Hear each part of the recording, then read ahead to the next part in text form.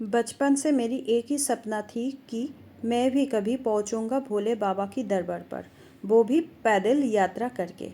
Last तक ये सपना पूरा हुआ। हम लोग चल पड़े भोले बाबा को दर्शन करने के लिए। तो मैं, मेरी भाभी और मेरा लड़का, हम तीनों चल पड़ा भोले बाबा को दर्शन करने के लिए 2023 का 19 में।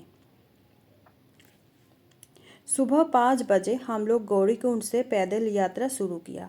साथ में लिया कुछ ड्राई फ्रूट्स, पानी का बोतल और एक सपोर्ट के लिए बम्बू का डंडा। जितना भी हम ऊपर की तरफ चलना शुरू कर किया तो हमें रोड के दो साइड में अलग अलग प्रकृति का नज़ारा देखने को मिलना शुरू हो गया था। कुछ देर चलने के बाद हम जंगल चट्टी तक आके पहुंच गए। वहाँ पे थोड़ा सा रेस्ट करके हम फिर से चल पड़े थे। उसके बाद रास्ते में हमको ये नदी देखने के लिए मिल रहा था, तो हम थोड़ा सा रुक के इसका भी एक वीडियो क्लिक कर लिया। उसके बाद हम धीरे धीरे रामबड़ा ब्रिज तक आके पहुंचे। तो ब्रिज से ये नज़ारा बहुत ही रोमांचक हम यहाँ पे थोड़ा सा रेस्ट करके थोड़ा सा पानी चलने लगे। जैसे कि हम ऊपर की तरफ धीरे धीरे चलने लगे थे, हमारा सांस भी बहुत फूलने लगा, पैर में दर्द होते रहे। फिर भी भोले बाबा का नाम करते हुए हम आगे चल पड़े। उसके बाद करीब 4 घंटे बाद हम धीरे धीरे लीनचोली तक आके पहुंच गए। जैसे ही वह आया, हमने देखा पूरा ग्लेशियर्स वगैरह और बर्फीला पहाड़ सब कुछ हमको देखने के लिए मिल रहा था। लेकिन थकान भी बहुत हो रहा था और सांस भी बहुत फूल रहा था, इसलिए हम वहाँ से थोड़ी देर रेस्ट करके धीरे धीरे आगे बढ़ते गए। लास्ट तक हम आके पहुँच गए केदार बाबा की दरबार पर। जैसे ही हम यहाँ पे आए, हमारा पूरा दिन का जो थकान, जो दर्द,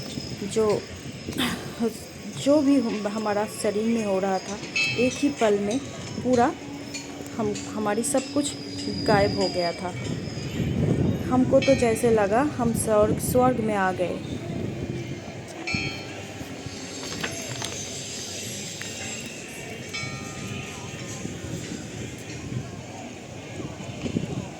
तो हम लोगों ने ये पूरा नज़ारा देखने लगे और साथ ही में ये वीडियो भी करने लगे थे।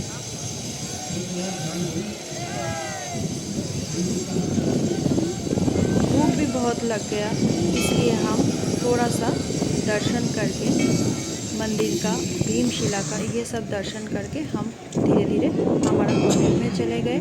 वहाँ से थोड़ा सा रेस्ट करके थोड़ा सा खा के हम फिर से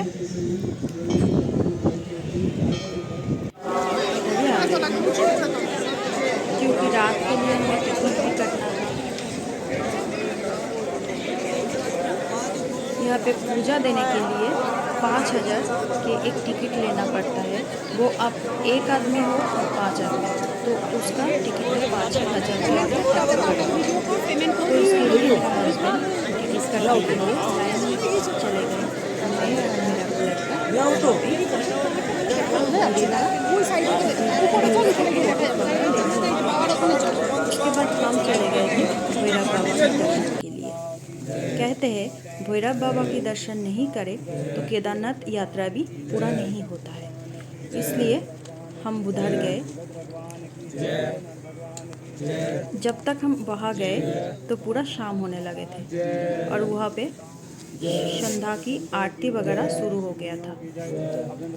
तो हम भी थोड़ा सा आरती करके वहाँ का जो व्यूज़ है उसका वीडियो हम लेने लगे थे।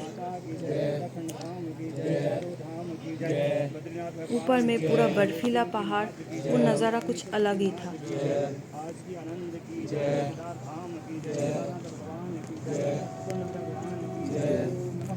ठंड भी बहुत ही था। उसके बाद हम धीरे धीरे नीचे आ गए। और वहाँ के नीचे ही एक भंडारा था, वहाँ से हम खाना खा के फिर होटल में जाके हम सो गए थे। पूरा दिन का थकान, इसलिए हम 2-3 घंटे ऐसे ही सो गए। उसके बाद हम उठ के फ्रेश वगैरह हो के हम रात की पूजा के लिए लाइन में चले गए। 9 बजे के करीब हम लाइन में लग गए थे।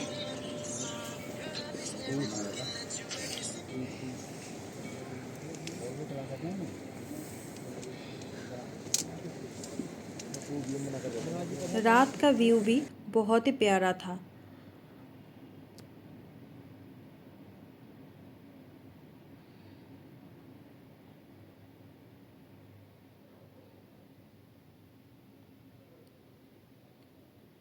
ये है भीमशिला और मेरा हस्बैंड यहाँ पे आके कुछ फ़ोटो ले लिया। उसके बाद मैं भी जाके वहाँ पे जो साधु था उनके साथ मैं एक फ़ोटो क्लिक कर लिया था।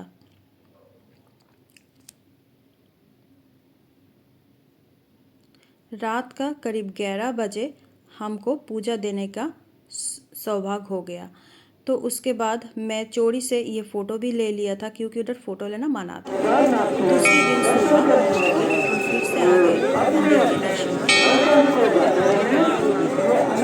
सुबह का धूप जब ये पहाड़ में आके गिरा, उसका नज़ारा कुछ अलग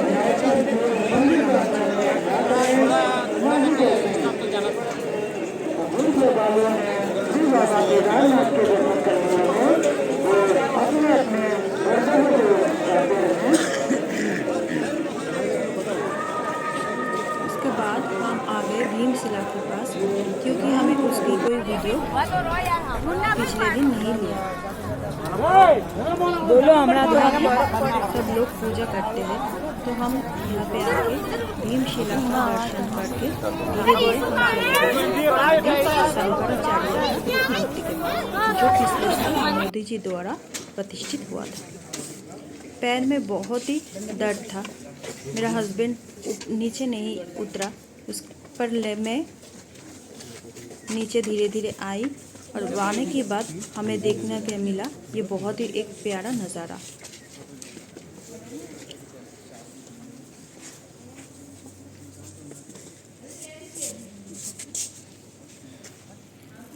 फिर आ गए हमको जाने की घड़ी, पर मन तो बिल्कुल नहीं था वहाँ से आने का। फिर से आएंगे ये वादा करके हम वहाँ से निकल पड़े। मेरी ये वीडियो अच्छे लगे तो सब्सक्राइब करके एक लाइक ज़रूर देना।